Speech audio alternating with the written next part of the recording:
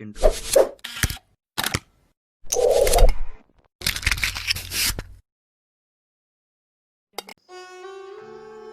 बहुत पहले से उन कदमों की आहट जान लेते हैं, बहुत पहले से उन कदमों की आहट जान लेते हैं, तुझे ऐ जिंदगी हम दूर से पहचान लेते हैं। बच्चों नमस्कार, मैं राम कुमार चंद्रा आज कक्षा 12वीं की पाठ्य पुस्तक आरोह भाग 2 में संकलित रुबाइयाँ और गजल के महान शायर फिराक गोरखपुरी जी के जीवन और साहित्य में उनके योगदान के बारे में बताने के लिए प्रस्तुत हुआ हूँ। प्रायः देखा जाता है कि बच्चे परीक्षा के दबाव में कविता कहानी तो पढ़ लेते हैं, लेकिन उनके रचयिता के बारे में वे उतना नहीं जान पाते जितना उन्हें जानना चाहिए। वे पन्ने पलटते चले जाते हैं और इन पन्नों में दब कर रह जाते हैं ऐसे अनेकों महान शख्सियत जिनसे वे बहुत कुछ सीख सकते थे, उन पर फक्र कर सकते थे। तो आइए आज पन्ना पलटने के बजाय उस महान शायर के पन्ने को खोलकर और खुलकर पढ़ते हैं, जो केवल शायर ही नहीं बल्कि महान प्रतिभावान विद्यार्थी, देशभक्त और मस्त मौला इंसान रहा। आपसे निवेदन है कि आप फिराक गोरखपुरी जी को समझने और उनकी कुछ शायरी को सुनने के लिए इस वीडियो को अंत तक जरूर देखिए। आपको भी फक्र होगा कि फिराक गोरखपुरी जैसे महान शायर हमारे देश में पैदा हुआ और हमें उनकी शायरी पढ़ने को मिली। तो आइए शुरू करते हैं। उर्दू भाषा के प्रसिद्ध रचनाकार फिराक गोरखपुरी का मूल नाम रघुपति सहाय है। उनका जन्म 28 अगस्त 1896 को गोरखपुर उत्तर प्रदेश में हुआ, किंतु उनकी शायरी में वे अपना उपनाम फिराक लिखते थे। उनके पिता का नाम मुंशी गोरख प्रसाद था, जो पेशे से वकील थे, किंतु शायरी में भी उनका विशेष योगदान था। इस प्रकार हम कह सकते हैं कि शायरी फिराक साहब को विरासत में मिली थी। फिराक गोरखपुरी जी को हिंदी और ब्रज भाषा के साथ ही साथ अरबी, फारसी और अंग्रेजी भाषा का बहुत ही अच्छा ज्ञान था। फिराक गोरखपुरी जी ने इलाहाबाद विश्वविद्यालय से शिक्षा प्राप्त की थी। वे प्रतिभाशाली विद्यार्थी थे। इन्होंने बीए में पूरे प्रदेश में चौथा स्थान प्राप्त किया था। आईसीएस की परीक्षा पास कर सन 1917 में ये डिप्टी कलेक्टर के पद पर चयनित भी हुए।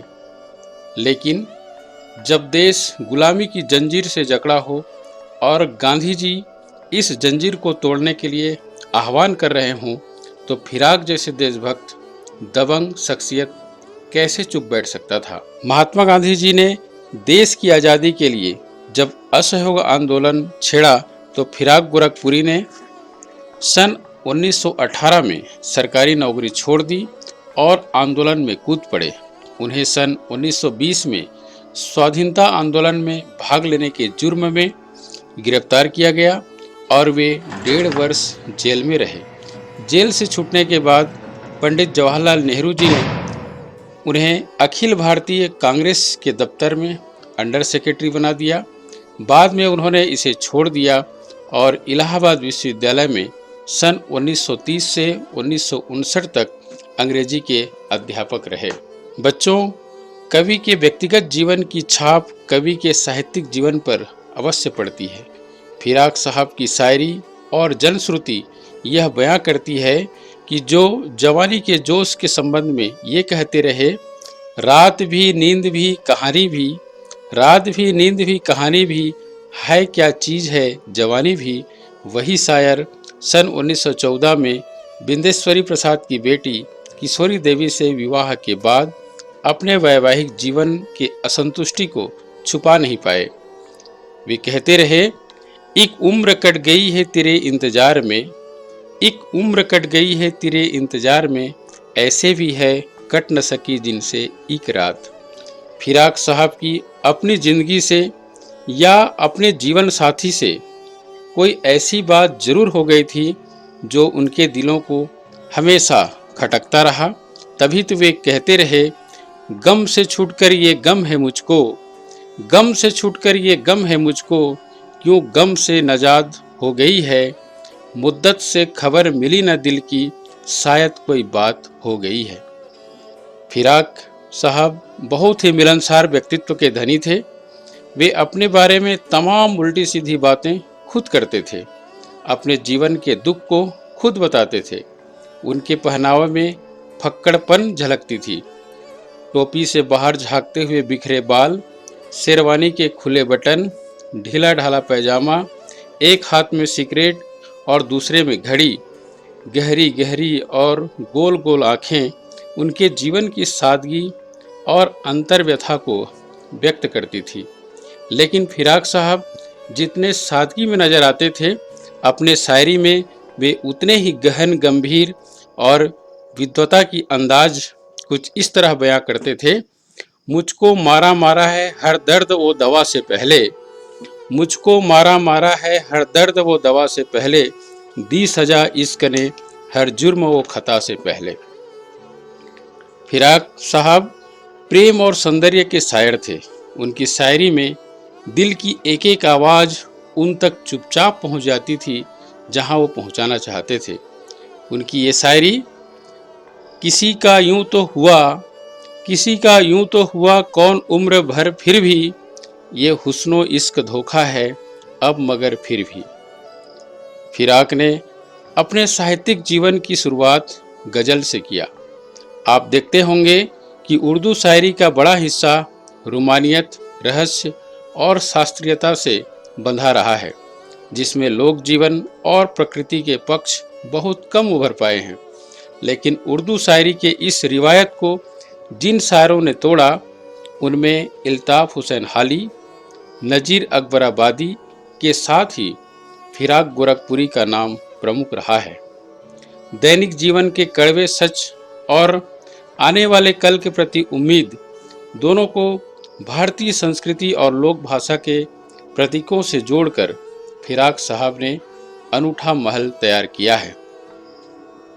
फारसी, हिंदी, ब्रज और भारतीय संस्कृति की गहरी समझ के कारण वे दीपावली के त्यौहार को उन्होंने रुबाई के सांचे में उर्दू के शब्दों के साथ कुछ इस तरह से ढाला है। दिवाली की शाम घर पुते और सजे, दिवाली की शाम घर पुते और सजे, चीनी के खिलौने जगमगाते लावे, वो रूपवती मुखड़े पे एक नर्म दमक, बच्चे के घरौंदे में जलाती है दिए। बच्चों, इस महान शायर ने अपने गज़ल और रुबाइयों से उर्दू साहित्य को समृद्ध किया है। इनकी शायरी में गुले नगमा, रूहे कायनात, नगमे साज, गजालिस्तान, शेरिस्तान, रूप, धरती की करवट, गुलबाग जैसी अनेकों खूबसूरत नज़में और सत्यम शिवम सुंदरम जैसी रुबाइयाँ हैं। इनकी उपन्यास साधु और कुटिया भी प्रकाशित हुई है। इसके साथ ही इनकी अनेकों गद्य रचना भी प्रकाशित हो चुकी है।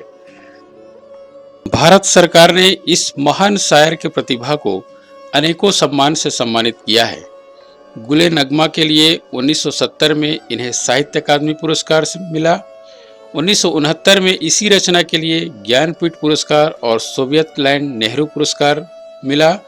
1968 में भारत सरकार ने इन्हें पद्म भूषण सम्मान से भी सम्मानित किया है। बच्चों, जो शख्स जीवन भर दबंग, मुंहफट और आशान्वित रहते हुए देश की सेवा में लीन रहा, अपने साहित्य की पैनी धार से समाज को गुदगुदाते रहा, उनके जीवन के आखिरी के कुछ दिन बहुत ही नाउम्मीदी और निराशा के गहरे दर्द में डूबा रहा।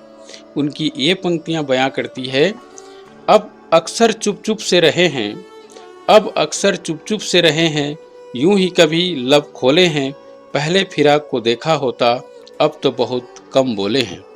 और इस तरह इस अजीम शायर ने अपने चाहने वालों को छोड़कर रुखसत होने का फैसला कर लिया और 3 मार्च 1982 को उर्दू साहित्य का यह जगमगाता सितारा सदा के लिए खामोश हो गया। भले ही ये अलमस्त शायर हमसे दूर चला गया हो, पर उनकी कालजयी शायरी हर दिलों में हमेशा गूंजती रहेगी और लोग फिराक साहब के इस स्वर में आवाज़ लगाते रहेंगे, आने वाली नस्लें तुम पर फक्र करेंगी हम असरो, आने वाली नस्लें तुम पर फक्र करेंगी हम असरो, जब भी उनको ध्यान आएगा तुमने फिराक को देखा है। यदि ये वीडियो आपको अच्छा लगा हो तो इसे जरूर लाइक कीजिए, शेयर कीजिए और मेरे अभिनव हिंदी चैनल को सब्सक्राइब कीजिए। धन्यवाद।